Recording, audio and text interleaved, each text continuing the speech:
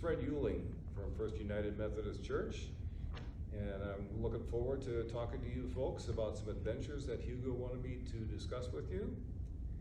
I know this is the era of coronavirus, but that will be gone, and you'll be able to try some of these adventures perhaps in the future. I did some work with Habitat for Humanity in Kansas City for a couple of weeks, and helped build a house, and that went real well, and I enjoyed the work. And so when I moved to Colorado with my wife, I was looking for more Habitat trips, and I found on the internet global village trips. And so I looked at several of those, lots of places all over the world you can go to. I chose Anchorage, Alaska. And so in March of 2015, I went there with another person from Pueblo, and we had a total of 14 people right here, and all of them were from different parts of the country, and 2 of them were from Canada. And we worked on 3 houses for people that were from Nepal, and we did everything from flooring to roofing to siding to painting, and it was enjoyable. And then every evening we went out and had various excursions, and we had dinner. And the excursions were pretty interesting as well. We went to an Iditarod sled racing person with a dog team. We got to look at the dog team, and that was pretty interesting. And we went to rent bikes, and we rode all along the Pacific coast there in Anchorage.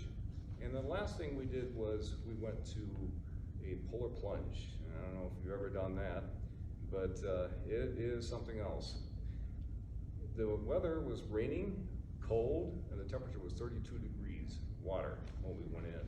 So it feels like a bunch of needles hitting your arms and your legs as you're swimming.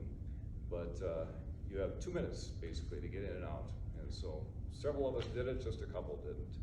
And quite an experience. Okay, then after that, we finished the houses. We went to, myself and a friend went up to Seward, Alaska. And we went to, on a boat, fishing boat, and we caught several halibut, each one of us. There were 6 of us. And we also climbed Marathon Mountain. And so that was that trip. And then of course, the summer of 2019, recently, you probably all heard about the Costa Rican trip that we made, and where we built a path up to the medical center, and we also did some drainage digging and changing that underneath the kitchen. And then Hugo would take us out every night, and we would be debriefed. We would go over all the highlights and then make plans for the next day, and any issues that we had, we would discuss then. And so that trip went real well, and then it lasted for about 8 days of work, 2 days of fun, and then we all headed out. Well, I went to Panama City with everybody else, but then stayed there for another week. And my wife came because she wanted to see the Panama Canal, and so we did that. And that was lots of fun. So those were those trips.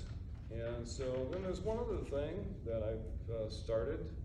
It's called CASA, Court Appointed Special Advocate. That's my other volunteer job that I have. And what they do is they have training for a month, usually in February of the year. It's pretty intense, lasts for a month.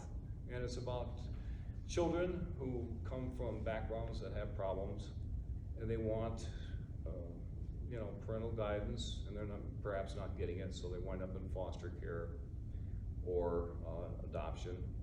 And so the job of a court-appointed special advocate is to visit those kids once or twice a month, and then whatever issues they have, whatever needs or wants they have, then you report that to the judge when they have a hearing about once a month.